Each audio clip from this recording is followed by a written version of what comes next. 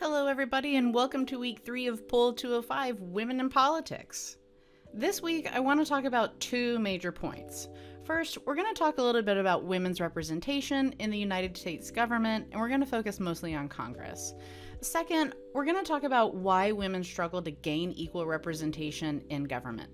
We'll explore the unique structural and electoral factors of American democracy, differences in men and women's political ambition, as well as the normative expectations of women in American society. So, let's get started. Now, I want to mostly focus on representation in Congress for two reasons. First, the lower chamber of Congress, the House of Representatives, is also known as the People's House. It's supposed to be the one institution of government that most closely reflects the will and the general sentiment of the people. Second, I'm focusing on Congress because this is the institution of government that's responsible for writing all of the laws that we have to live by. So it's really important that Congress look as much like the general public as possible. Otherwise, we end up with a government that doesn't adequately represent or address the needs of real, everyday Americans. So with that being said, let's take a look at who's actually in Congress in this lecture and talk about why representation matters. To put things into a little perspective, approximately 12,000 people have ever served in the United States Congress. That's from the ratification of our Constitution in 1787 until today.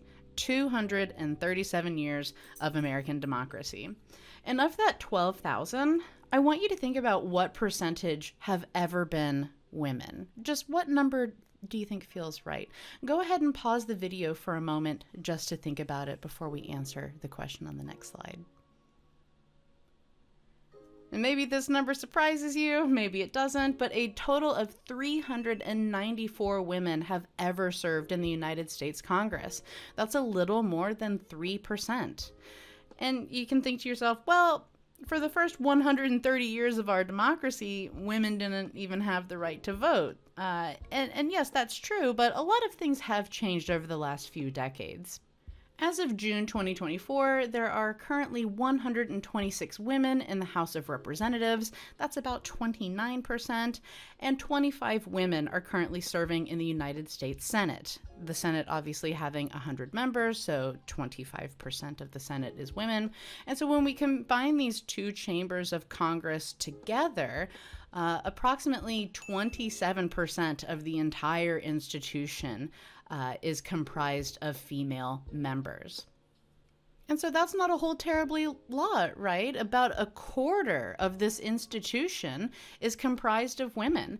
So now that we know that we have a bit of an underrepresentation problem for women in Congress, let's explore other areas in which Congress is or is not representative of the American public.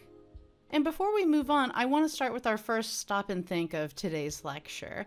Would you say that most groups, identities, and perspectives are represented in our government today, or not? Which groups do you think are most underrepresented? And if you think that certain groups are underrepresented, I want you to think about why. What are the factors that you think explain this underrepresentation? So go ahead and pause the video, reflect on these prompts here for a moment. This will be great to address in the discussion boards this week. So go ahead and pause before proceeding with the video. So let's start with gender, right? According to data from the 2020 United States Census, the population with respect to gender is about a 50-50 split. About 50% of the population is male, 50% of the population is female. But when we compare that to representation in Congress, we see about a 23 percentage point differential.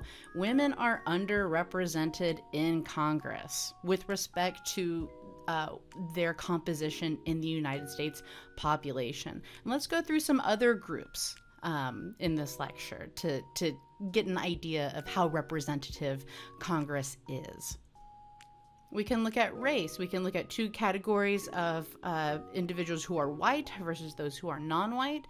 So in the United States population, almost 40% of the population is non-white. But if we look at the representation in Congress, we see that only 22% of Congress is non-white. So here we have a 17-point differential.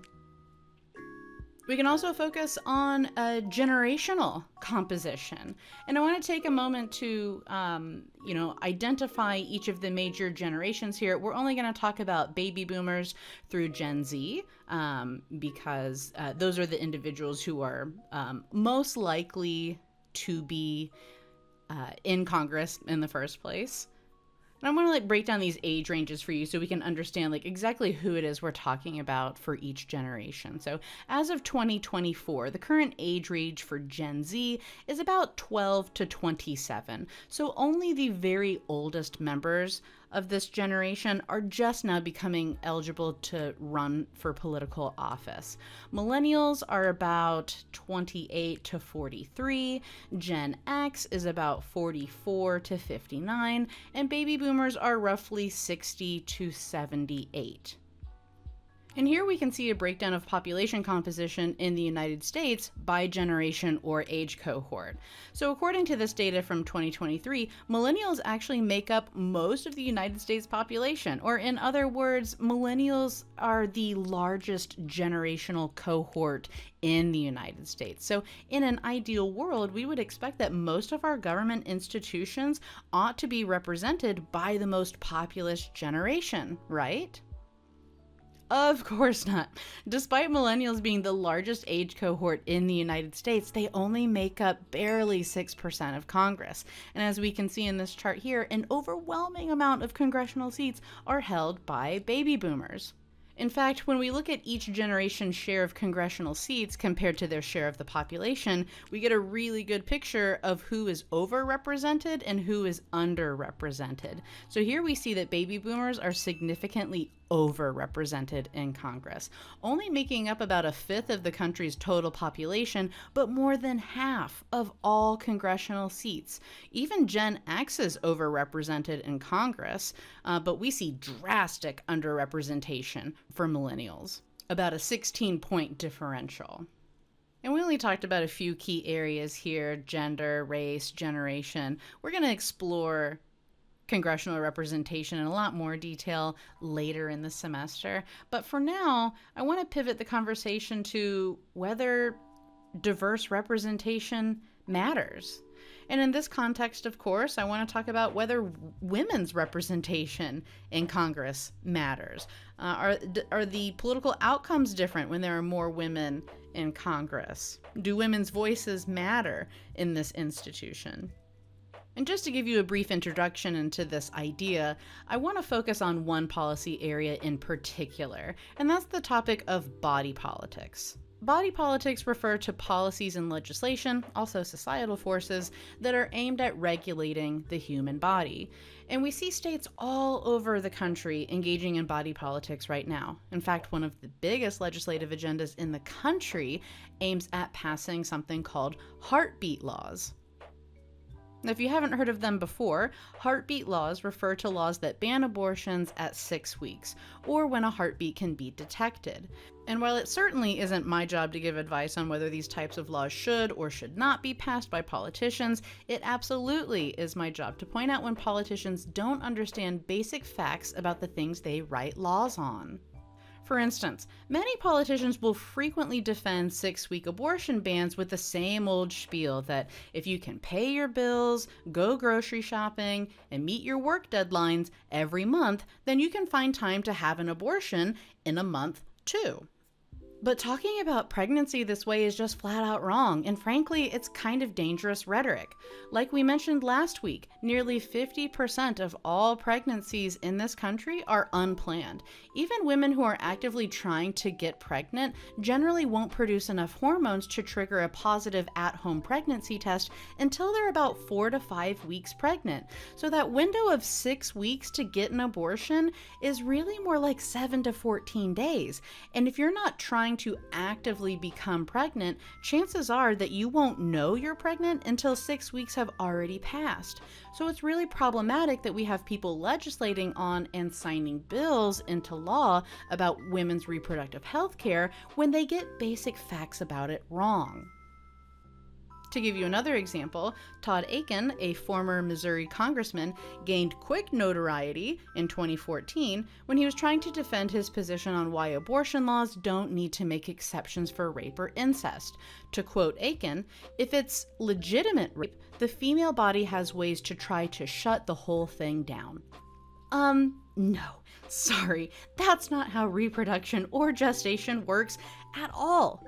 But this is the kind of stuff that happens when most states neglect to offer genuine sexual education to their students. My point? Representation matters, and we might have better, safer regulations when more diversity is at the table writing these laws. But how much of this is just a problem with American politics? I want to transition the lecture a little bit and think about how you think the United States ranks globally when it comes to women's representation in government. Would you say that out of most countries we rank pretty highly, or do you think that we're in the middle, or maybe we're toward the bottom? We have alluded to this a little bit already last week. There are some countries that have actually more women in government than men. But unfortunately, we don't even see the United States registering on this list in the top 30. In fact, the United States ranks 76th out of 194 nations when it comes to women's representation in government. So why does the United States rank so poorly on women's representation?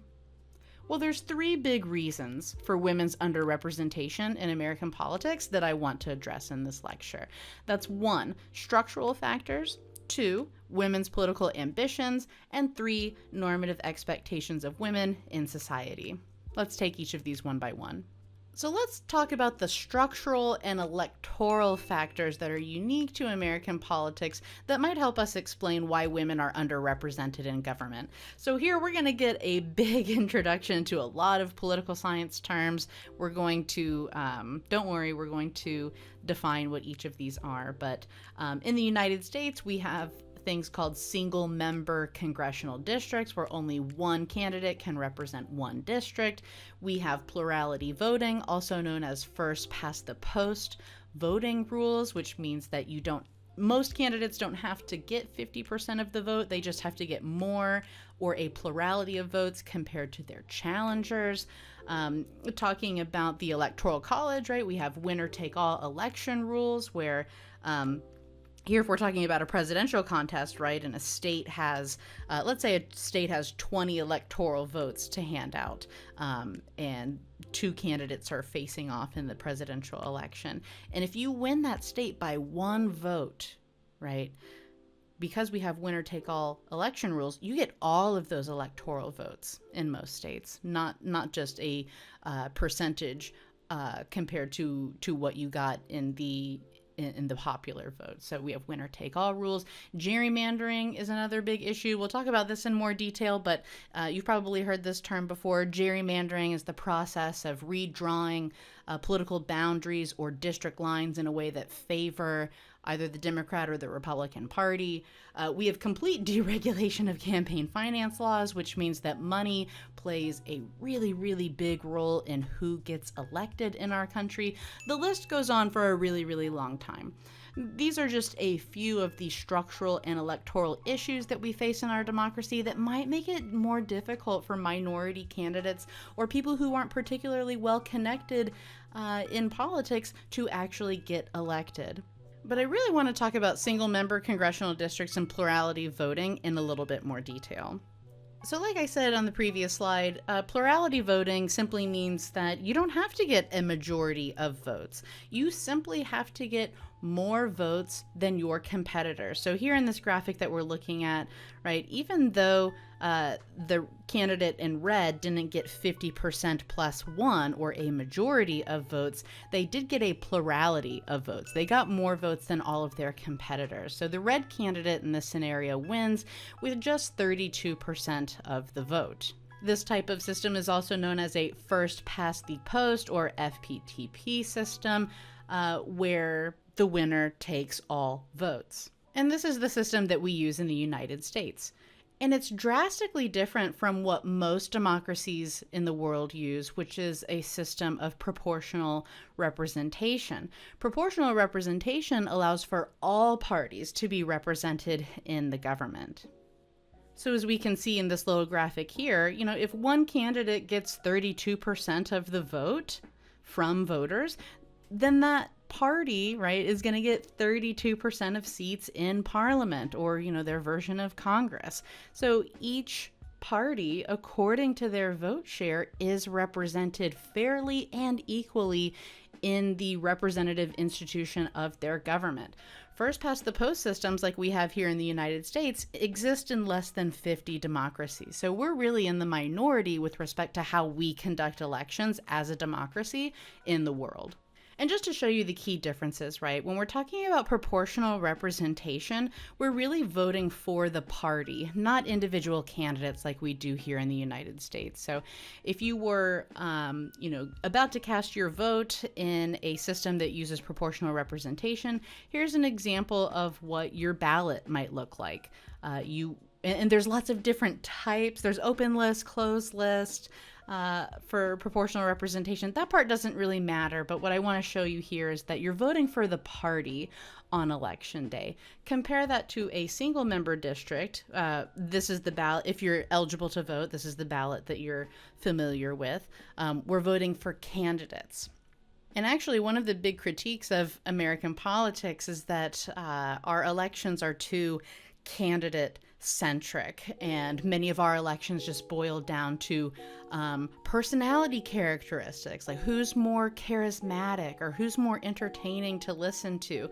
And in doing so, we've kind of deviated away from substantive policy discussion. So instead, it's the most charismatic person who's winning election, not necessarily the individual who has the best ideas, policies, or solutions for the problems we face as Americans. So I'm curious to hear your ideas in the discussion board of whether you think a voting model like this could ever work in the United States, where we vote for party, not candidate. Gender quotas are another structural reason why so many countries have such high representation for women in government. And as you can imagine from the name, right, most of these are implemented within proportional representation systems. But when voting for a particular party, right, if your country has a gender quota system in place, that means that X% of seats that are delegated from a party to parliament must be women, okay? About 80 nations in the world have created some type of gender quota system in their government. That's nearly half of all countries in the world. And again, thinking about the previous question about, do you think proportional representation could ever work in the United States, where we're voting for party and then the party decides who the candidates will be, versus what we currently have where we vote directly for the candidates.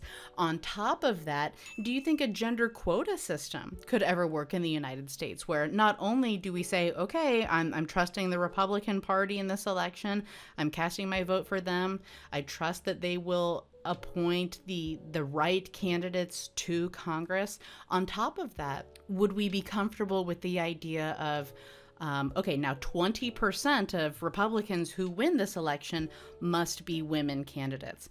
That's putting a lot of faith, I think, into the parties to choose the right candidates. So I'm just curious to hear your thoughts in the discussion board. What are your thoughts about proportional representation? What are your thoughts about gender quotas? Do you think they could ever work in the United States? Why or why not? The next factor I want to talk about in explaining women's underrepresentation in government are the differences between men and women's political ambitions in the United States. So to what extent do women and men believe that they are qualified to run for office? We're going to talk a little bit about early childhood socialization and the role that plays in this process.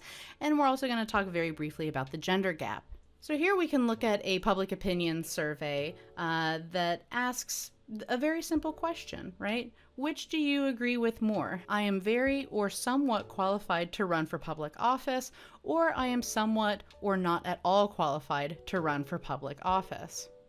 All of the data that we see here are the percentage of people broken down by different demographics and characteristics that say that they believe they are very or somewhat qualified to run for public office. And what's jarring about looking at this graph is right off the bat, nearly 50%, right? Almost 46%, but almost half of men in this survey said that, yes, I believe that I'm very or somewhat qualified to run for office, compared to just about a quarter of women who answered the same way. So what we're seeing in this data here is that men are way more confident in their ability or the belief that they are qualified to run for office compared to women.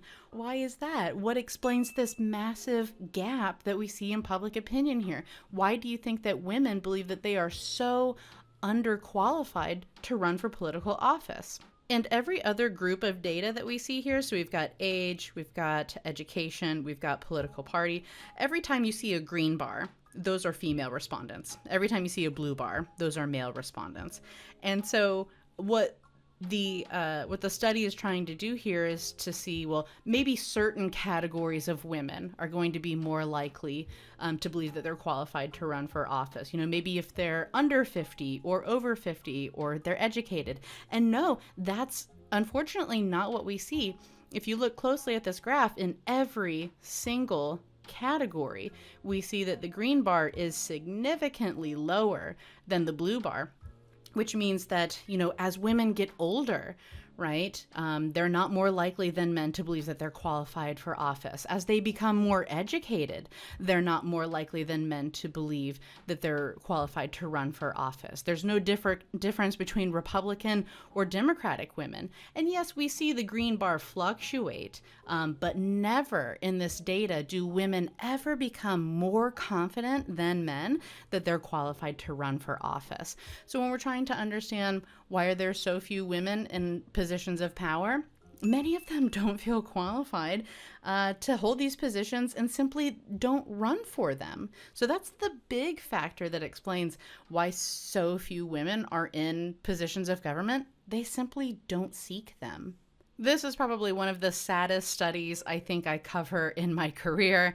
We're going to talk about this study in a lot more detail, I think, when we get to the week on gender stereotypes. But another factor that might explain women's underrepresentation in government has a lot to do with early childhood socialization and how we're socialized to think about gender and gender roles.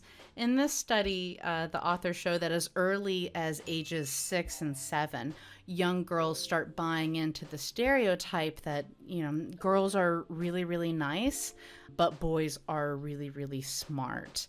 And this idea that to be a girl, right, means that, you know, you're not as smart as the boys. We can also look at some public opinion data asking Americans why there aren't more women in top elective office. And as we can see here, women are significantly more likely to believe that, you know, there are specific structural and political reasons why there aren't more women in office, which is interesting. So we see here women far more likely to agree that, you know, I think women are held to higher standards than men. That's why they're not in positions of power. Many women aren't ready to elect a woman to higher office. Women who are active in politics get less support from party leaders, right? So it's interesting that we see women far more likely to agree with these statements than men. And a lot of that likely boils down to personal experience, that in some way, shape, or form, these women have felt disadvantaged by their gender at some point in their lives and are projecting that experience onto why we see less women in top political office. All of these gaps that we've seen in these data, where men are more likely to answer a question a certain way or women being more likely to answer a question a certain way, this is all indicative of something that we call the gender gap. The gender gap refers to gender-based differences in public opinion, party preference, and vote choice. And again, a lot of this boils down to the fact that our gender really serves as a lens of how we experience the world. The world simply looks different for men than it does for women. And this explains why we see such variation on opinions, attitudes, and beliefs on the basis of gender. So we have a whole week on the gender gap where we're going to talk about this in a lot more detail, but I just want to go ahead and expose you to the terms that we use to describe the phenomena that we see. The last point I want to talk about are normative expectations of women in society. And here we're really just talking about classic gender roles, right? Like, what is the appropriate lifestyle for someone who is a woman? What type of life should a man lead? And I want to talk about how these expectations for gender, how these normative gender roles influence broader structures like political representation. And here's where a lot of issues like family building, fatherhood, and motherhood really come into play. So the data that we're looking at here looks at gender expectations and career interruptions. So here we're looking at data where the subjects are, men with children or women with children. And we're asking them, how often have you had to reduce your work hours in order to take care of a child or a family member? We see that mothers are much more likely than fathers to say that yes, they have had to reduce their work hours to take care of a family member. How about taking significant amount of time away from work? Yes, again, women report they are more likely to have to take time away from work in order to care for a family member, or quit their job, or turn down a promotion.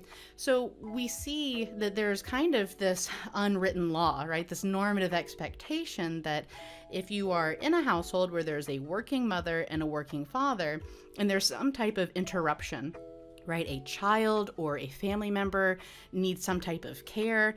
According to this data, we see that we kind of expect that the woman experience a career interruption in order to take over that nurturing caregiving role, right? A lot of that boils down to gender stereotypes about who's a better caregiver, who's a better nurturer. So we see that this has significant implications for employment, and is again a big contributing factor to why women earn so much less than men in the job market.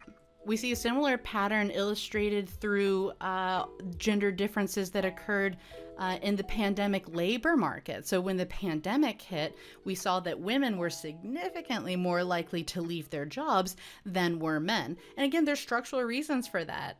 We know that the gender gap exists. We know that men often get paid much more than women do. So if someone is going to have to quit their job in order to take care of a family member, it's probably going to be the member of the household who's already making less money in that family dynamic. So we see that even today, 4 years after the pandemic, women are still struggling to re-enter the job market at pre-pandemic levels.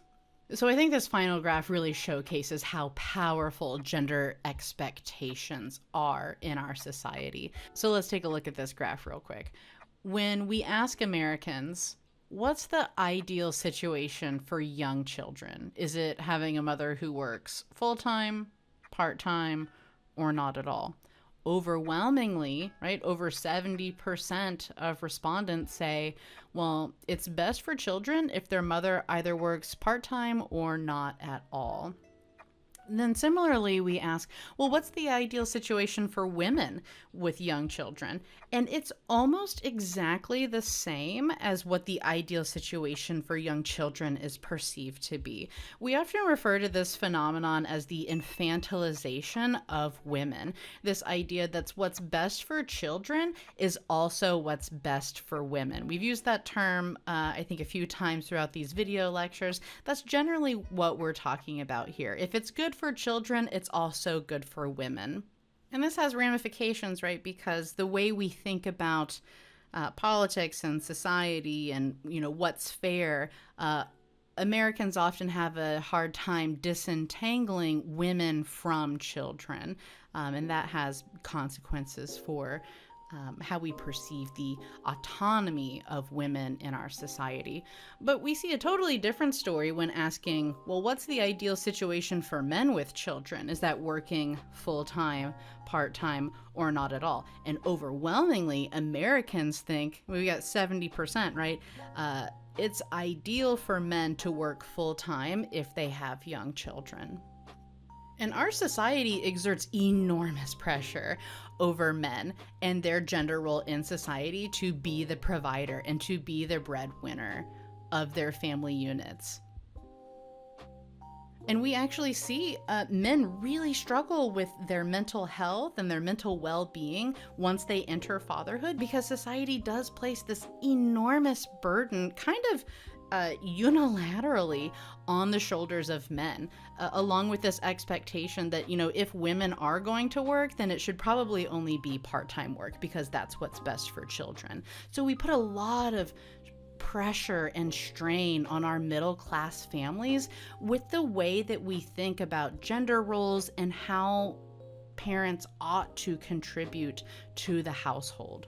And hopefully the connections for how this relates to women's representation in politics is clear, right? Our society has very deeply held beliefs about the appropriate way for women to exist when they become mothers, and that career should really take a back seat once an individual starts building their family. So we can imagine, right, there aren't a ton of young mothers in Congress. In fact, many of the women who are in Congress, their children are grown, right? They're in college, or they've already gone to college and they've started careers of their own because of that emphasis that we place on women and their motherhood responsibilities. So gender role expectations obviously play a huge role in women's underrepresentation in government.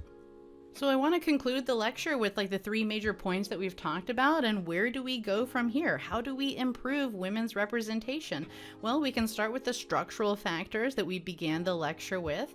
We can advocate for getting corporate money out of American elections. We can demand nonpartisan commissions be in charge of redistricting. Maybe we implement gender quotas. I think the point of covering this section in the lecture was to identify that there are other electoral systems in place that other democracies use that are clearly shown to enhance women's representation. What I want you to reflect on in this week's discussion board is whether you think any of those structural factors could ever work in the United States, why or why not.